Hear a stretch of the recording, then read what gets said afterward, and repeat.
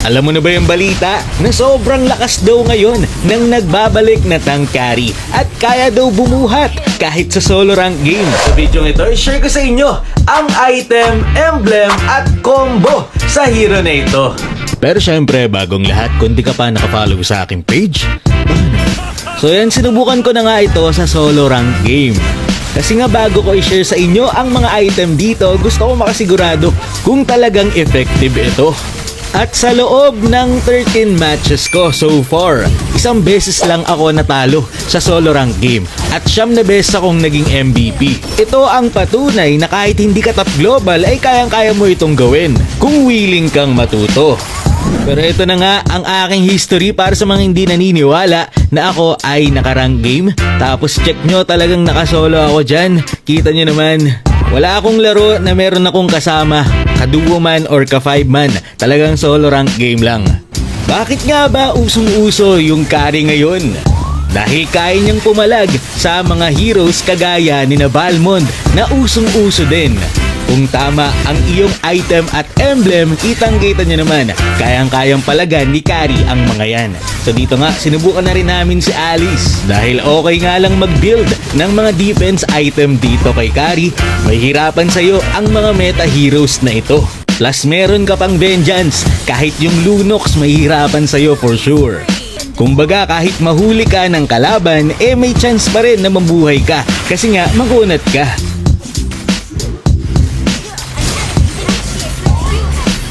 Umpisahan natin sa emblem na ginagamit natin sa kanya. Ang emblem na ginagamit ay basic common emblem para may dagdag HP, hybrid regen at syempre damage. Ang talent naman ay Swift para sa additional attack speed, Festival of Blood para sa spell bump na gumagana sa kanyang first skill, second skill at passive. At para naman sa core talent ay Brave Smite para sa HP recovery. At magugulat ka na lang hindi masyadong babawas ang kalaban mo sa lane. Sa early game, pwede mong haras-harasin yung kalaban. Pakita mo na kayang-kaya mo siyang talunin. Tapos kapag kailangan mo naman ng HP, magbato ka lang ng first skill sa minion wave kasi nga may spell bump ka. At tuwing gumagana yung passive mo, magre-recover din ang iyong HP. Kaya naman talagang lugi sa'yo sa harasan yung katapat mo. Pwede mo ring abangan dito yung kalaban mo para talagang mag-up na siya at hindi na siya makapalag. Early game pa lang, kayang-kaya mo na yan labanan. Kung sa item naman, may dalawang item set na sikat na pwede mong pagpilian. Una, yung pinakasikat ngayon na tank carry. Ang unang binubuo dito ay Magic Boots, Thunder Belt, Endless Battle, Brute Force, Oracle, at maalin or ikaw nang bahala pumili sa mga damage item na ito. Kung gusto mo naman ng medyo may damage early game pa lang, pwedeng ito ang i-build mo. Meron kang 3 damage item at 2 defense item. Yung sa defense item, pwede ka rin mag-build ng Radiant Armor o Athena Shield, depende sa kailangan. Basta ang mahalaga, nandyan si Thunder Belt, Endless Battle at Brute Force. Pero teka lang, meron kayang napaka-importanteng combo kay Carry kahit sobrang simple lang. Kapag early game, pag basic attack mo, saka ka mag second skill para makapag basic attack ka ulit. Yan yung una. Kapag naka-ultimate ka naman, huwag kang magdadash muna sabay ultimate kasi isa lang yung tatalsek na damage mula sa iyong second skill. So isa lang din ang mabibigay nitong stacks. Mas mabuti kung mag-ultimate ka muna bago ka mag-second skill para 2 agad na basic attack ang lumabas sa second skill mo. Kaya mas bibilis ang iyong pag-burst sa kalaban.